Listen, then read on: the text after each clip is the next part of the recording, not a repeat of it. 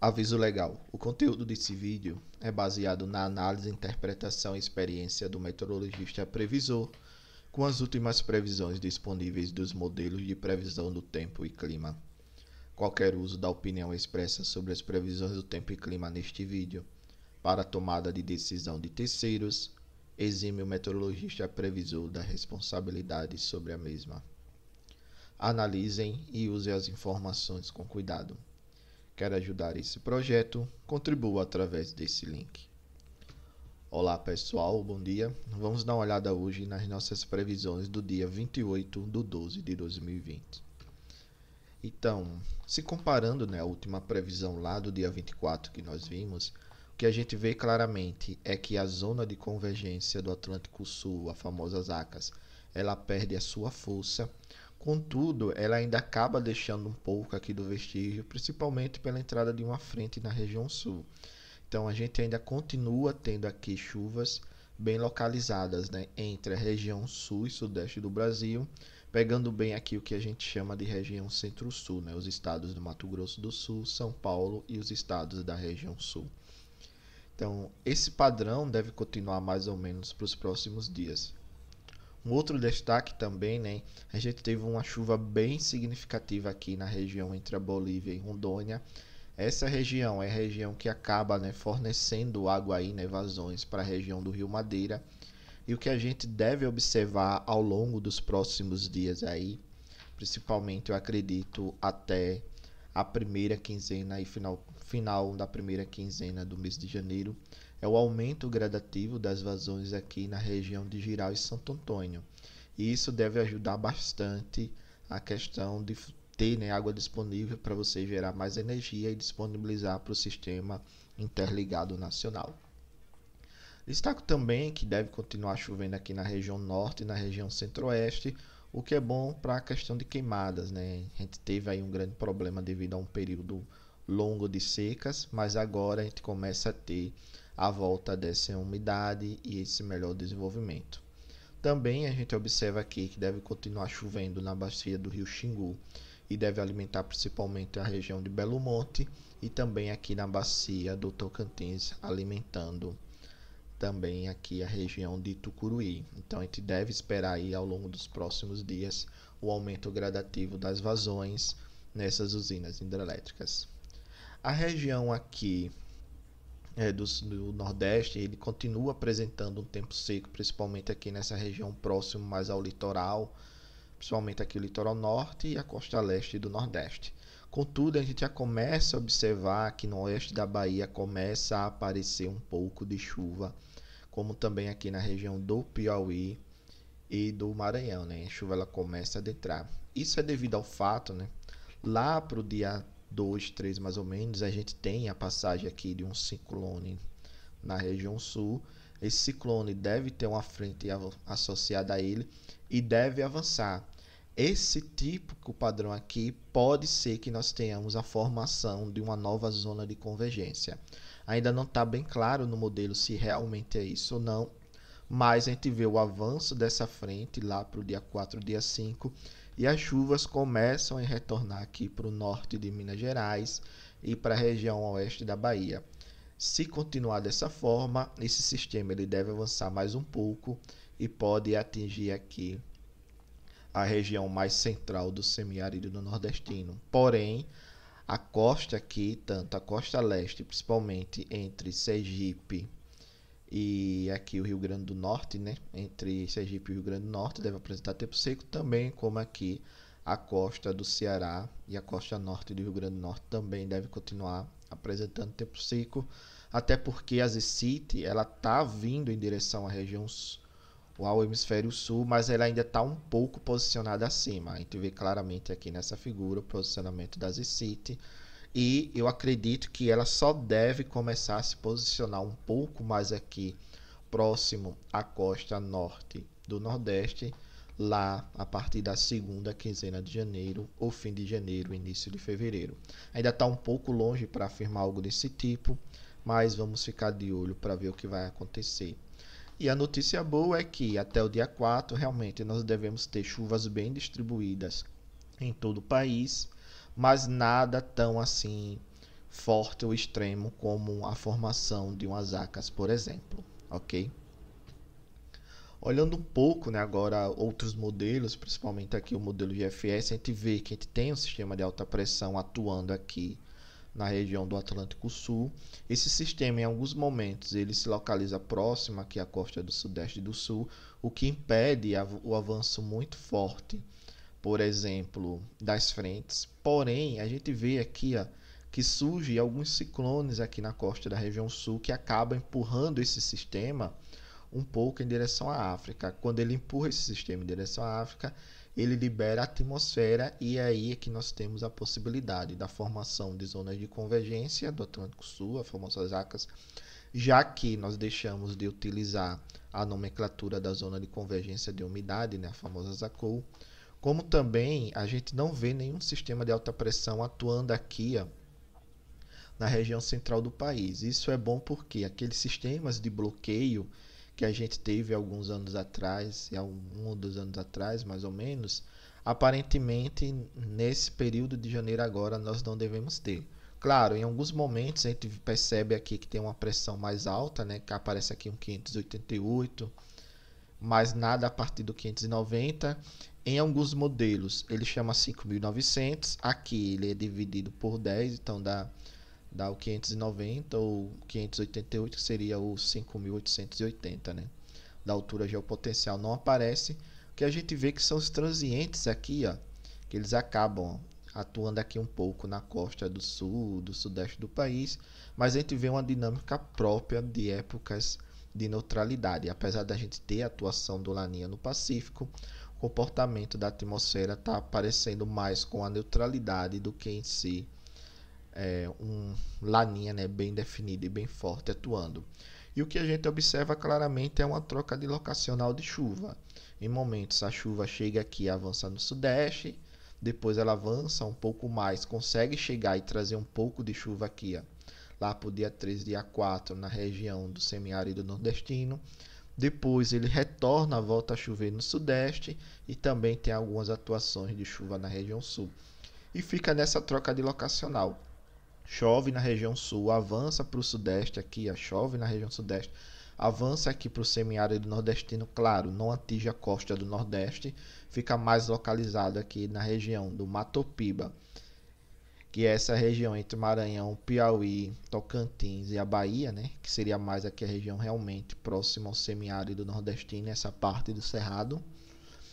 E depois ele volta novamente, subiu, avançou, trouxe mais chuva, voltou para a região sudeste, aí entra outra frente e começa tudo de novo, a organizar chuva na região sul. Então isso aqui que é interessante. Uma outra coisa interessante é o que aconteceu agora nesses 5 a 7 últimos dias, né?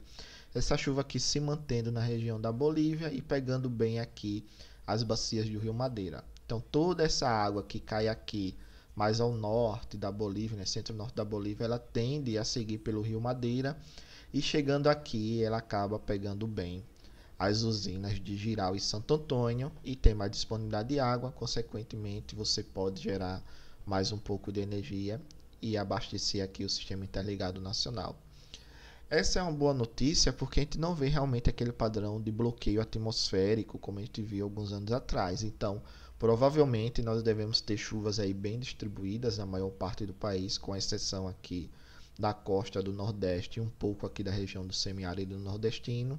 Mas essas chuvas devem ajudar bem o sistema aí a manter as condições de vazões atuais ou uma leve melhora, né? A gente deve esperar isso ao longo dos próximos dias, ok? E olhando a questão também de temperatura, a gente vê que na média, né, dos próximos 15 dias, as temperaturas elas devem ficar realmente próximas à normal climatológica para essa época do ano. Então não devemos ter, né, por exemplo, nem onda de frio muito forte, também nem onda de calor muito forte. Em alguns momentos fica um pouco quente, em alguns momentos fica mais frios, mas nada que possa interferir muito na projeção da carga e do consumo de energia no país, ok? Olhando também agora o armazenamento de água no solo, a gente vê claramente, né, que nessa troca de locacional de localização de chuva, um pouco mais aqui na região sudeste, um pouco mais na região sul. Nordeste aqui continua bem seco, claro que começa a ter um retorno aqui das chuvas no oeste da Bahia, que deve ajudar bastante, principalmente aqui um pouco a região do Matopiba. Mas, assim, no geral, o que a gente vê é o sul secando um pouco agora, choveu bem aqui na região, retornou um pouco de água no solo nessa região aqui, mais no sudeste do país. Após agora, nesses próximos 3 dias, a gente vê o retorno das chuvas na região sul e começa a cair aqui armazenamento de água no solo.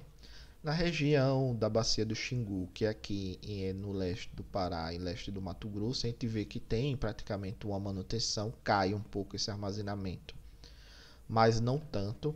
E também aqui na bacia do Tocantins, né? Que também essa água toda vai chegar a Tucuruí. A gente vê que tem uma leve queda, mas nada tão significativo a ponto de mexer.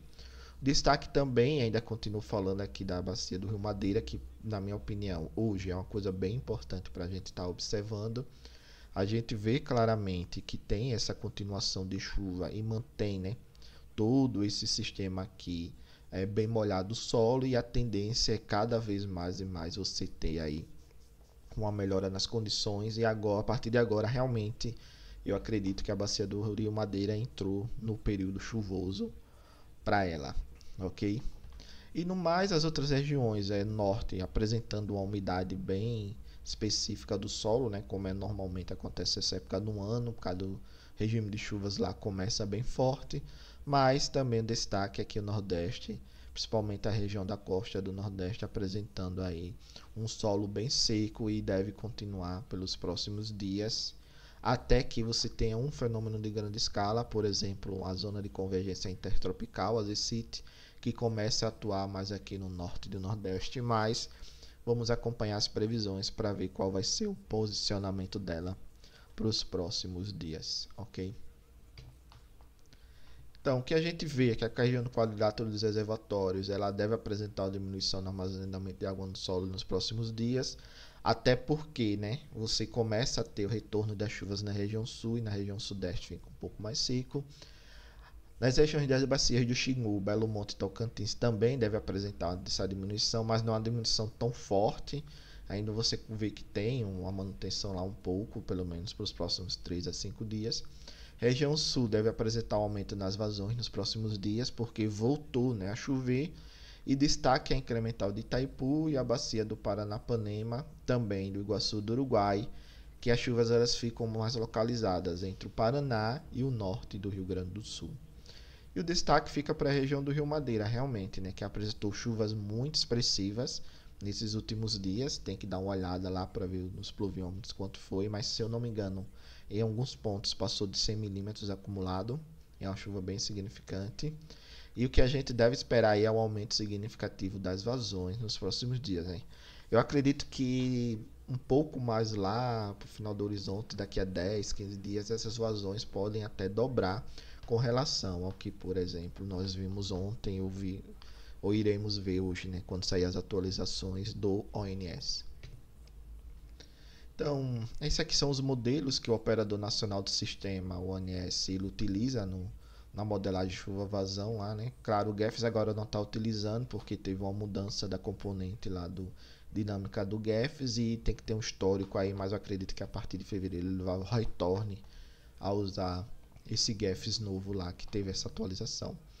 Mas o que a gente vê é que os 3 modelos eles mostram, né, bem definido essas chuvas aqui pegando as bacias do Paranaíba e do Grande, também a região aqui da bacia de Três Marias.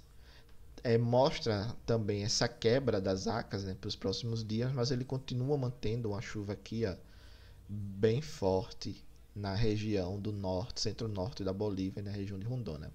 Região Nordeste continua apresentando um tempo bem seco. Claro que alguns estados, por exemplo, Maranhão, Piauí e o oeste da Bahia apresentam aqui pouco, também aqui do Ceará, uma chuva também, né, dependendo do modelo, o ETA já mostra um bem mais seco aí na maior parte do Nordeste, mas isso deve continuar pelo menos aí até o dia 3, dia 4, quando dia 4 a gente tem um avanço daquele sistema lá que eu falei das ACAS, e ela pode ajudar aqui a atuar na região da Bahia, norte de Minas, pegando também aqui o sul do Maranhão, o sul do Piauí, por assim diante.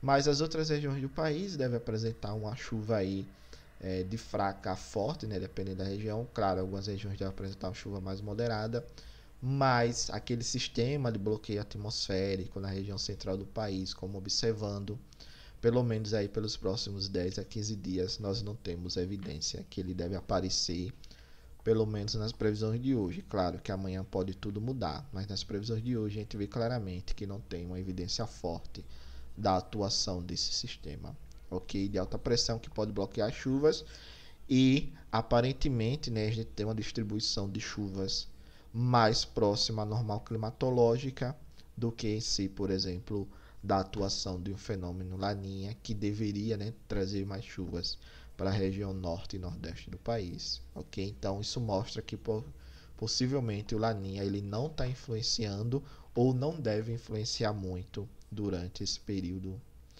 de verão no hemisfério sul sobre o país, ok? Obrigado, pessoal, pela participação. Paz e bem.